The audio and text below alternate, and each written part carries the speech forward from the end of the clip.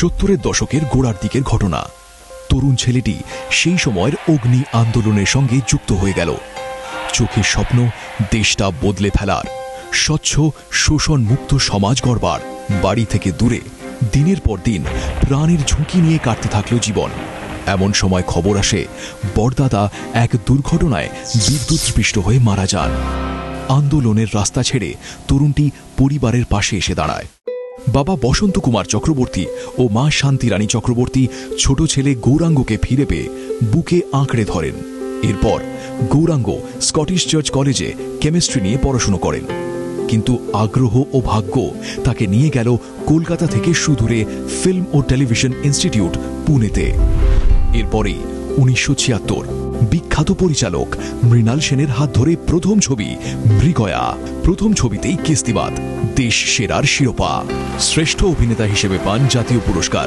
সারা ভারতবর্ষ চিনে নেয় এই প্রতিভা সম্পন্ন বাঙালি অভিনেতাটিকে। এরপর আসে 1982-তে ডিস্কো ডান্সার। সমুদ্র হিমাচল খুঁজে পায় তাদের প্রথম dancing superstar Mithun Chakraborty. Disco dancer শুধু ভারতেই নয়, বিদেশেও সফল। সেই সময় সোভিয়েত ইউনিয়নে 100 কোটি টাকার ব্যবসা করে।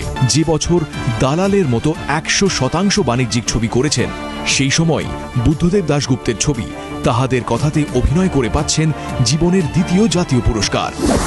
80 ও 90 পরপর এই 2 দশকে মিঠুন চক্রবর্তীর রিলিজড ছবির সংখ্যা ছিল 100-র ওপর। 1989 সালে এক অভূতপূর্ব রেকর্ড করেন মিঠুন চক্রবর্তী। এই বছর তার 19টি ছবি রিলিজ হয়। 1992 সালে দিলীপ কুমার সাহাব ও সুনীল দত্ত সাহাবের সাথে দুস্থ অভিনেতাদের সাহায্যার্থে তৈরি করেন সিনে ও টেলিভিশন আর্টিস্ট অ্যাসোসিয়েশন। আবার কখনো দক্ষতার সাথে সামলাতে থাকেন ফিল্ম স্টুডিও সেটিং ও মজদুর ইউনিয়নের সভাপতির দায়িত্ব। সদা কর্মব্যস্ত এই বিরল প্রতিভা টেলিভিশনের পর্দাতেও সমান সফল। ডান্স বাংলা ডান্স থেকে ডান্স ইন্ডিয়া ডান্স।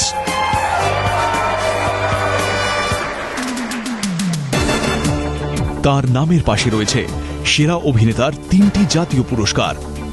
তার নামে ইস্যু হয়েছে পোস্টাল টিকিট, কখনো তৈরি হয়েছে কমিক বুক জিমি ঝিনচ্যাক, কখনো তিনি হয়েছেন মেম্বার অফ পার্লামেন্ট। কিন্তু সর্বদা তিনি আপামর বাঙালি ও ভারতবাসীর কাছে তাদের প্রিয় মিঠুনদা হয়েই থাকবেন। এটাই তার ব্যক্তিত্বের করিশ্মা। আকাশ ছোঁয়ার পরেও তিনি আছেন সাধারণ মানুষের মধ্যেই। তার জন্মদিনে জি বাংলা সিনেমা এই মহান কিংবদন্তিকে জানায় প্রণাম।